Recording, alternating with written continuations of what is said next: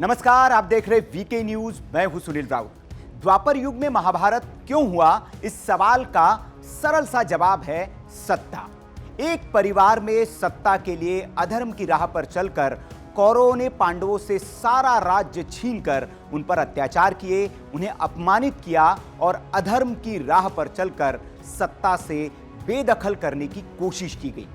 सत्ता के लिए ऐसा ही महाभारत उत्तर प्रदेश के यदुकुल में भी छिड़ा है। समाजवादी पार्टी दो धड़ों में बंट गई है। चाचा भतीजे अलग हो गए, फिर एक भी हो गए, लेकिन उनके बीच की दूरी कम होने की बजाय और बढ़ती जा रही है। मौके मौके पर अखिलेश और चाचा शिवपाल एक दूसरे पर बयानों की बौछार कर ये जता देते हैं कि उनके बीच सब कुछ ठीक नहीं है। अब जब यदुकुल भूषण भगवान श्री कृष्ण का जन्मोत्सव आया तो इस मौके पर भी चाचा और भतीजे के बीच की कड़वाहट खुलकर सामने आ गई और उन्होंने जो एक दूसरे के लिए कहा उसने महाभारत की याद फिर से ताजा कर दी। दरअसल श्री कृष्ण जन्माष्टमी पर शिवपाल यादव ने यादवों को आह्वान करते हुए एक पत्र संदेश जारी किया।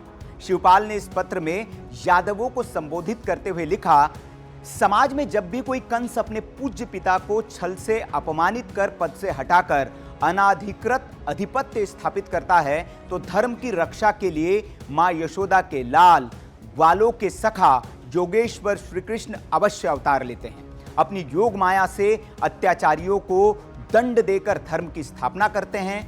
मेरे यदुवंशी भाइयों और बहनों, आप सभी धरा पर धर्म रक्षक श्री कृष्ण के विराट व्यक्तित्व की प्रतिछाया है। स्वाभाविक तौर पर ऐसे में धर्म की रक्षा में आपका दायित्व भी महत्वपूर्ण और शाश्वत है। इसलिए श्रेष्ठ यदुवंशी वीरों, समाज में धर्म की स्थापना, शांति, सुरक्षा, सद्भाव, समरसता, समन्वय, एकता और लोक कल्याण के लिए मैं आप सभी का आह्वान करता हूं। जाहिर है शिवपाल ने कंस शब्द का इस्तेमाल किसके लिए किया ये बताने की जरूरत नहीं है, क्योंकि सत्ता के लिए पिता का अपमान हरे मंच से किसने किया था ये वीडियो वक्त वक्त पर सार्वजनिक होते रहता है। ऐसे में अखिलेश इस हमले के बाद कहां चुप रहने वाले थे। अखिलेश यादव ने भी चाचा शिवपाल का नाम लिए बगैर दुर्योधन का उल्लेख करके पलटवार कर दिया। अखिलेश शुक्रवार को ग्वालियर में मौजूद थे, जहां वे यादव समाज को समारोह में संबोधित कर रहे थे। तभी उन्होंने कहा, आप सब लोग जानते हैं कि दुर्योधन ने क्या मांगा था। पूरी सेना मांग ली, लेकिन जीत उसी की हुई जहां पर भगवान श्री कृष्ण जी खड़े थे। अब यहां दुर्योधन कौन है और कंस कौन, ये यादवों पर तय करने के लिए छोड़ दिया गया है। लेकिन इस शीत युद्ध को 2024 की तैयारी के तौर पर देखा जा रहा है। आपको बता दें कि भतीजे से अनबन के बाद चाचा शिवपाल ने अलग से राजनीतिक दल बना लिया है और अखिलेश के खिलाफ ही वे ताल ठोकते नजर आते थे। लेकिन यूपी विधानसभा चुनाव से पहले एक बार फिर चाचा भतीजे ने मनमुटाव को दूर कर एक साथ आने की कोशिश की थी। चुनाव भी साथ लड़ा, लेकिन मतभेद खत्म नहीं हुए और नतीजा यह हुआ कि दोनों दलों के बीच का गठबंधन टूट गया। हालांकि इसके लिए भी शिवपाल यादव अपने भतीजे अखिलेश को ही जिम्मेदार मानते हैं। उन्होंने इस सवाल के जवाब में कहा कि समाजवादी पार्टी को अपनी कमियां दिखाई नहीं देती है। सपा अगर अपनी कमियों को दूर कर ले तो ये सब बातें नहीं होती जो हो रही है। उन्होंने कहा कि हमारी अगर बात करें तो हम विपक्ष को एक करने का प्रयास कर रहे हैं। समाजवादी पार्टी ने हमें गठबंधन का नहीं माना तो हम खुद ही अलग हो गए।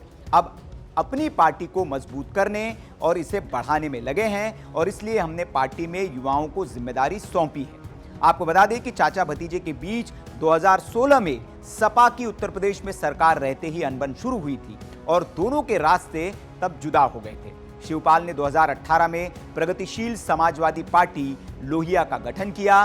2022 के विधानसभा चुनाव से पहले चाचा भतीजे फिर एक हुए, मंच पर आए और शिवपाल ने समाजवादी पार्टी के टिकट पर जसवंत नगर विधानसभा क्षेत्र से चुनाव लड़ा।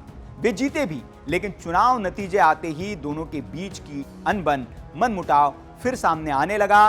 राष्ट्रपति चुनाव में शिवपाल यादव ने अखिलेश के खिलाफ जाकर उम्मीदवार यशवंत सिन्हा का विरोध किया तो सपा ने भी उन्हें आजाद कर दिया। लेकिन शिवपाल आजाद होकर अब ज्यादा खतरनाक हो गए हैं और वे खुलकर अखिलेश के खिलाफ मैदान में कूद पड़े हैं। माना यह जा रहा है कि शिवपाल ने पत्र लिखकर यादवों से आह्वान कर सियासी महाभारत की तैयारी शुरू कर दी है, जिसका अंत क्या होगा ये समय के गर्भ में छिपा है। हमारी भी नजर इस पर बनी हुई है। आगे जो भी अपडेट आएगा आपको जरूर देंगे। खबर अगर आपको अच्छी लगी हो तो इसे लाइक करें, शेयर करें और ऐसी ही राजनीतिक जगत से जुड़ी खबरों के लिए वीके न्यूज को आप सब्सक्राइब कर लीजिए। देखते रहिए वीके न्यूज। नमस्कार। वीके न्यूज, राष्ट्र के नाम।